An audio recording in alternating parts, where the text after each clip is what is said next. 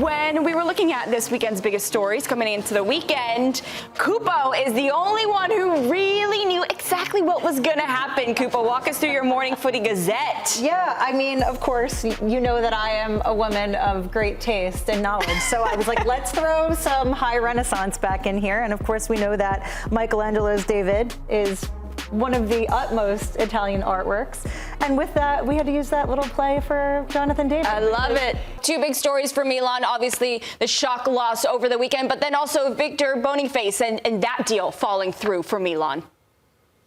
Yeah, total nightmare. We had Matteo Bonetti, our resident Milan fan, already doing the Boniface celebration. He was so excited. And then they had to do multiple medical tests because of those ACL injuries that you guys already mentioned. They've backed out of the deal. Now they're closing a deal for Harder from Sporting, but there's still somebody else on the horizon. If you watch the Milan game, you saw how poor Jimenez was in that match. He doesn't have the characteristics that Allegri wants in a center forward. He wants a center forward that can hold up the play, that's a little bit more physical, that could be involved. Jimenez is more of a poacher.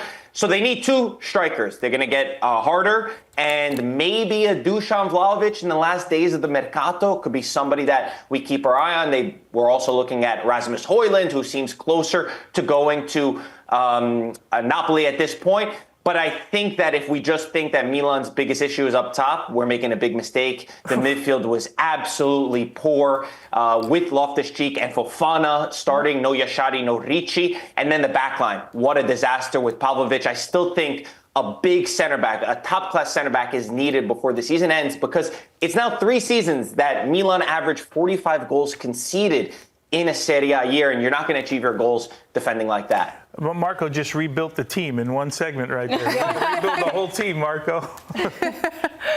Marco, I want to ask you about Juventus because I loved watching Yıldız. To me, was the playmaker, the star. Do you think his connection with Jonathan David is going to put them a top tier this season? Is that connection enough for Juve?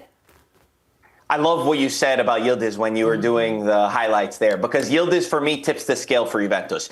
He's a superstar in the making. I think he's got everything to do that. Of course, he still needs to achieve it, but he's one of the only players in this Juventus side that has creativity, that could create something out of nothing. I mean, what he does to put the ball on a platter for Jonathan David here, just his ability to beat his man, his 1v1, the fantasy that he creates, that is what will decide Juventus' season. I think Juventus will finish in the top 4. I think it's very difficult to see this team challenge for a Scudetto because I don't think they're better than other teams within Italy. But Yıldız could be that difference maker. Also, a shout out to Bremer because finally back 300 days after his terrible ACL injury. And while conceding goals was not necessarily Juventus' biggest problem last year, he absolutely helped in the backline and made a huge save defensively over Pellegrino from Parma that really changed the match. But yes, this connection between Kenan Yildiz and Jonathan David is something that Juventus fans can finally be excited for. I like the shout out for Bremer as well, but you mentioned earlier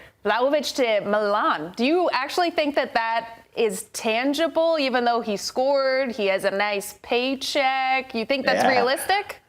The paycheck is the biggest thing. He's the most expensive player in Serie A. The guy's salary increases year after year. He's making 12 million euros a season. He's had problems with Juventus because he's not going to renew. He can leave as a free transfer, which is obviously something the club doesn't want, but nobody wants to pay him 12 million, Milan included, rightfully so. So we might have a situation where he's coming in off the bench for Juventus, and then they end up losing him, whether it be in January or in the summer, for a lot less than they paid for. Reminder, this is 70 million spent.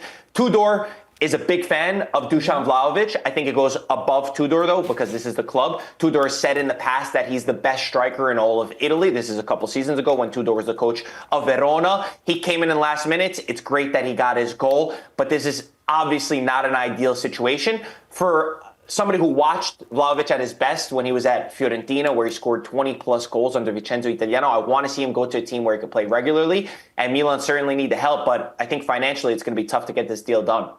Marco, let's talk about Como a little bit and Nico Paz here. Fabregas, a great start against a Lazio side that's a little bit of a mess right now. I don't know who you had as a young player of the year. I picked Paz this year, was the guy to look out for. A great start, and the hope is now that they can keep him at the club, and it looks like they may be able to for the remainder, for the entire season, I should say. So I was just reading, Sky Italia put that they've rejected Tottenham's offer of Nico Paz, which was 65 million plus 10 million in bonuses. They want to keep this player. Obviously, there's also the elephant in the room, which is that Real Madrid would get 50% of the transfer fee, so they wouldn't even be getting that full 75 million. They're trying to find a deal with Real Madrid to try to get rid of that future sell-on clause because the man is a star. The assist that he had was spectacular, and then this goal, this free kick was unbelievable. I think along with Yıldız, he has the highest margins to be dominating world football for years to come.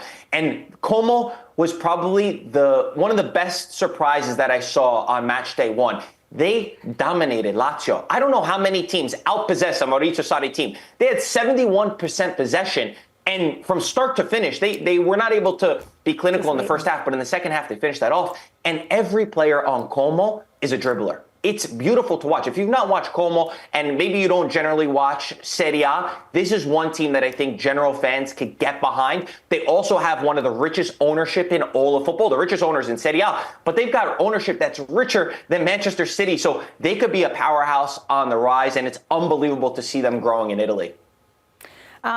For sure. Marco, I know we've talked a little bit about expectations for this season. I think we're kind of like-minded here, but I want to pivot to Inter and Chivu and how we see that playing out. Where do you think Inter will end up settling this season? How do we see them starting out?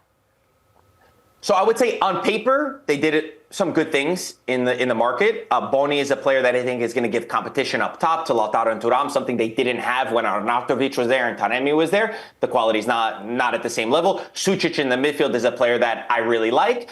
But I have question marks because Chivu's coached 13 games in Serie A. And how do they rebound after the season where they lost a treble in pretty much a month? I don't think they're better than Napoli. I think they still need to make moves in the Mercato. Lookman deal never got done. They need a dynamic player in 1v1. And also the back line is aging and they haven't gotten a new center back.